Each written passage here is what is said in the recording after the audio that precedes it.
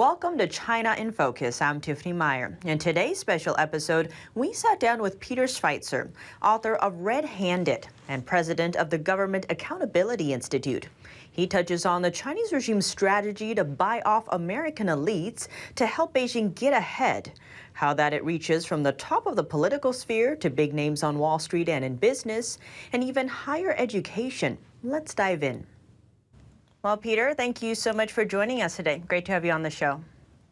Great to be with you. Thanks for having me. So you have a book out called Red-Handed, How American Elites Get Rich Helping China. Very provocative title and image. So for those who haven't read it, how would you summarize it up? Basically, that Beijing, the CCP government, has a strategy when confronting the United States, and that strategy is to buy off elites in the United States by giving them lucrative deals, special access to the Chinese market, et cetera. It involves political figures, but it also involves corporate and executives and businessmen, and it's a very effective strategy, and it's hamstringing our ability to deal with the threat posed by the Beijing regime. And so you have called this the scariest investigation you've ever conducted. So why is that? Tell us about that. Yeah, it's scary to me because of the breadth and the depth of what we're talking about. By breadth, I mean the biggest names in Silicon Valley, the biggest names on Wall Street, the most powerful people in Washington, D.C., including the president and his first family. I think are all involved in this. So it's very broad. We're not talking about one or two people.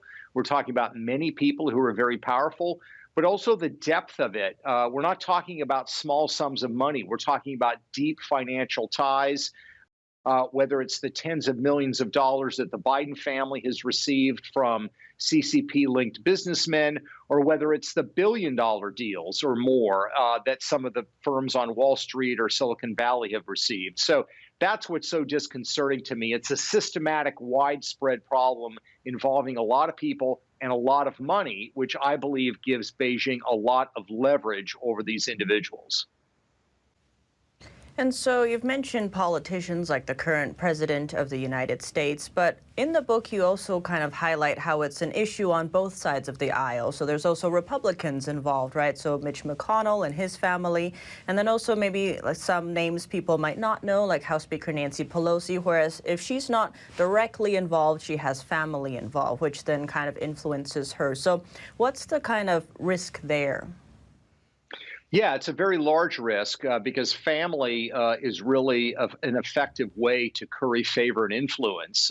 If you're an elected member of Congress or a senator and you were to do financial deals directly with a foreign government, you would be required to disclose that on your personal financial disclosure form. So what happens is it's basically what I call corruption by proxy. In other words, the politicians themselves don't engage in the deal making or get the special access in China. That is done through a family member, oftentimes an adult child, and they're not required to disclose their financial ties. So this is a problem that's not limited to one person or one political party. I think from Beijing's perspective, they don't care if you're a Democrat or a Republican. They are happy to strike this kind of bargain. And what they're looking for is individuals that will help them on the big issues that matter most to them, which is access to Western technology, access to Western capital markets. If you're willing to help them on those things, they don't mind if you criticize them for the treatment of the Uyghurs or suppression of human rights in the country. They're willing to tolerate that because they understand politicians need to maintain viability. But if you're helping them on the big things, that's what matters most. And these politicians, whether Republicans or Democrat, are doing that, and it is seriously damaging our country.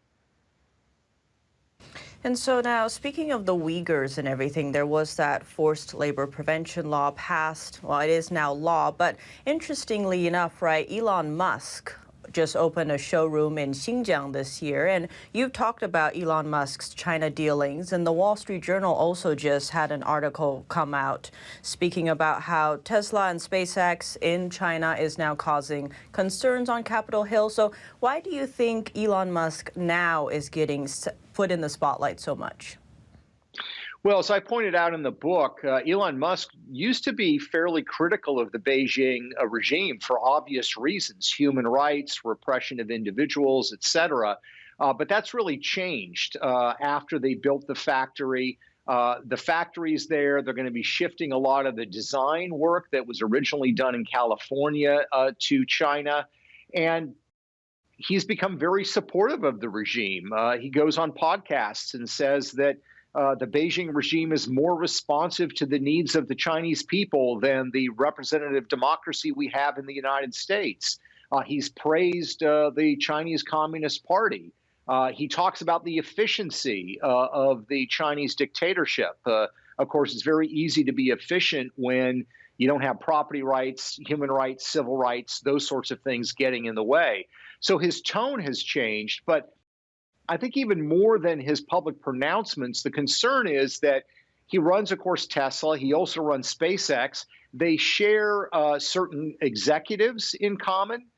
They also share certain proprietary technologies. There is software that Tesla uses on its systems in its cars that are also being used on the SpaceX rockets that are being launched into space for U.S. military or intelligence purposes. And there's a very real concern that now that, of course, Beijing has control over Tesla operations in China, which means they have access to technologies, that they also now have SpaceX secrets as well. So this is a huge problem. It's not just about Elon Musk praising the regime. It's actually kind of a camel's nose under the tent. And the concern is that they are going to leverage their position vis-a-vis Tesla to gain access to technological secrets at SpaceX, which will, of course, aid them in the technology race that they're engaged in with the United States. Why do you think Elon Musk had that shift in being very hard on China to now his statements about that? Well, I think Elon Musk basically threw in with Beijing because he thought it would be good for his business. If you look at the statements that are made by Tesla to shareholders, China is the future of this company. So he made this bargain, this deal with Beijing, and he recognizes that if he is too explicit in his criticism of them, it's going to damage his own commercial prospects. So, he's fabulously wealthy, one of the richest people in the world, and yet he knows that Beijing has this leverage over him. I wish he would be an example of a profile in courage rather than kowtowing to the regime, but he's made his choice. And I think it's important for people to recognize that and for us to call him out on it. He's very outspoken on lots of issues, but he's not going to be outspoken on China because of this leverage that Beijing has over him.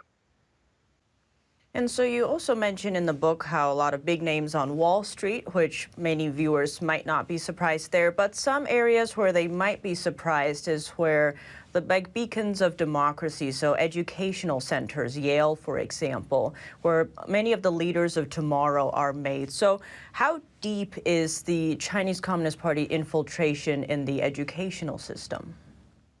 Well, you certainly have the issue of Confucius centers that has been raised and discussed, which are ostensibly exist near institutions of higher learning to speak about Chinese culture and language, which I think is fantastic.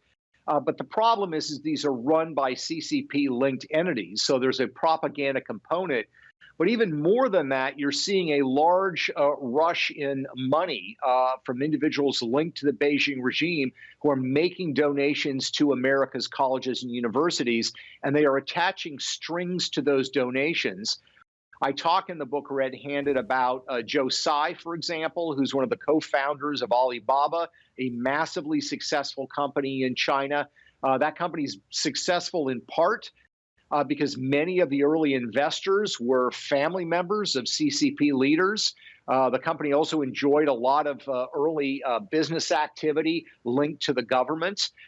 So now you have an individual like Joe Tsai, whose net worth is anywhere from $15 to $20 billion, who is making large donations to Yale universities and other schools. And that in and of it by itself might not be a major problem, except for the fact that Joe Tsai is very apologetically supportive of the Beijing regime. He's gone on college campuses and said that Americans misunderstand what the human rights situation is in China, that the Chinese government is actually very good and very responsive. He's in favor of the social credit score system where you're going to be evaluated on your compliance with what the government wants you to do.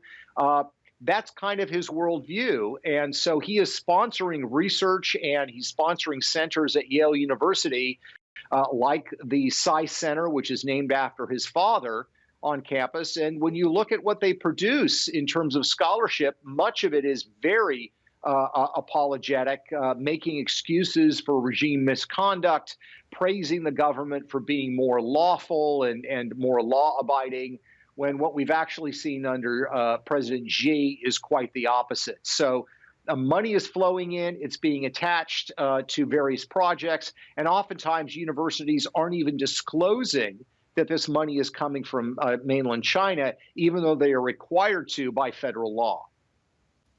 And so in your book, you cover kind of every area of the country. So, right, the politicians, the education system, Wall Street, all these business names.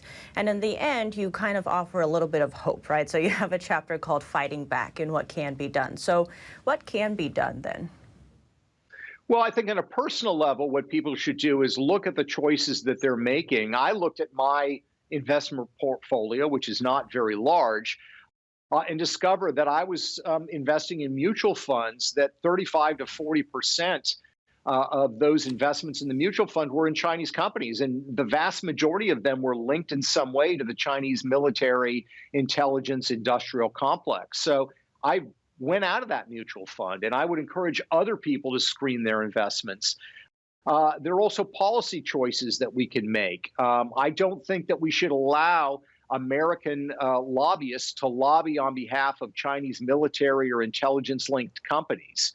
We certainly in the United States have a right to petition our government, which means lobbying, and I think we have that right. I don't think that right should extend to military or intelligence companies linked to our chief adversary. And yet today there are former members of Congress, Republicans and Democrats, making large sums of money doing the bidding on these firms. We should ban that. We should also ban American companies or American investment firms sponsoring military-related research in mainland China. Companies like Google and Microsoft, companies like Blackstone and BlackRock on Wall Street, all invest in companies or conduct and support research linked to military laboratories. We would not have allowed this during the Cold War involving the Soviet Union. Why do we allow it as it pertains to China? So there's lots of policy prescriptions that we can follow. But again, I emphasize, look at the individual choices that you are making in your investments and make sure that you are not subsidizing the CCP, what they're doing to their own people, and what they are trying to do in the rest of the world. And is there anything else you'd like to add? No, I just think this is a fundamentally important issue. The repressive nature of the Chinese government, what they do to their own people, is not something that's just happening halfway around the world that should be of disinterest. It's fundamentally important because it shows the nature of this regime, the way they want to reconstitute life on the planet and life in the United States. So we should be very concerned about it before it's too late.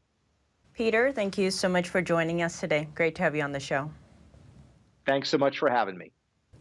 We're now sharing a shortened version of our program on YouTube.